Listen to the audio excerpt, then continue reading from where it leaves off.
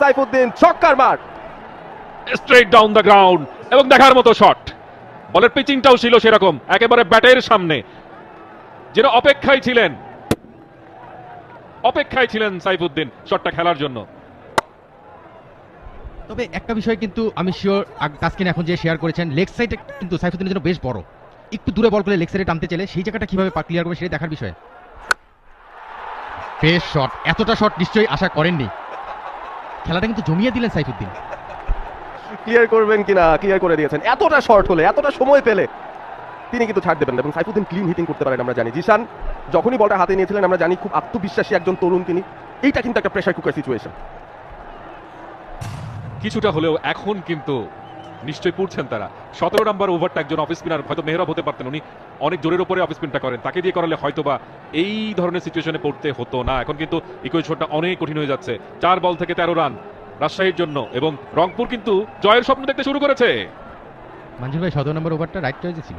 খেলা শেষে যখন আলোচনা করি আমরা এই ধরনের কমেন্টসগুলো করা যায়, ওই সময়টা আপনি লাস্ট ওভারে 25 রান একজন বলারকে দিয়েছেন, এর চেয়ে বেশি কি হতে পারে?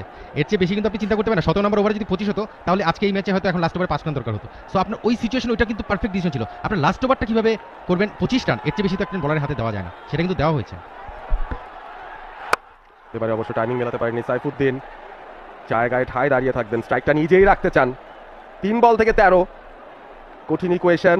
107, এর আগের বলটাও 107, তার চলবে বৎস। সাইফুদ্দিন স্ট্রাইকে আছেন, 42 রান। চিন্তায় রয়েছেন জিশান, আস্তে আস্তে আবার থেমে গেলেন। শেষ 3টা বল, এক্সাইটিং ফিনিশ অবশ্যই বলতে হয়। 3 বল থেকে 13 রান।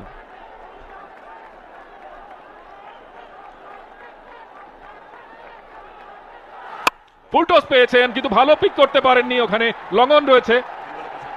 রান কি নেবেন? রান কিন্তু নেননি। 2 বলে 13 রান, 2 বলে যদি 2টি 6 হয় তাহলে ম্যাচটা টাই হবে, এবং সবাইকে শান্ত হতে বলছেন তাসকিন। এই বলে 6 নেই, 4 রান হতে পারে, হয়েও গেছে তাই। তাসকিন চেষ্টা ছেড়ে দিয়েছেন, কারণ তিনিও জানেন ওয়াইড নো বলের গ্যারা কলে না পড়লে এই ম্যাচটা রাজশাহীকে কেউ আটকাতে পারবে না জয় থেকে। ফিনিশিং লাইনটা তারা বোধহয় ক্রস করে ফেললো। স্বস্তির নিঃশ্বাস জিশানের জন্য। একটা 4 হজম করে এত স্বস্তি একজন বোলার কখন পান, যখন জানেন 1 বল থেকে 9 রান প্রয়োজন। জরকারটা ডিগ আউট করেছিলেন বেশ ভালোভাবে, দারুণ একটা শট সাইফুদ্দিনের, একেবারেই ভালো একটা বল থেকে 4 রান, তবে সেটা যথেষ্ট নয়। 2 বল থেকে 12টা রান প্রয়োজন ছিল, সাইফুদ্দিন পারেননি। 111 8 উইকেটের শেষ বলটা হবে। ছক্কা হাঁকালে আফসোস বাড়বে, হাঁকিয়েছেন ছক্কা, তবে তাতে কোনো লাভ হলো না। 2 রানের জয় দুর্বার রাজশাহীর।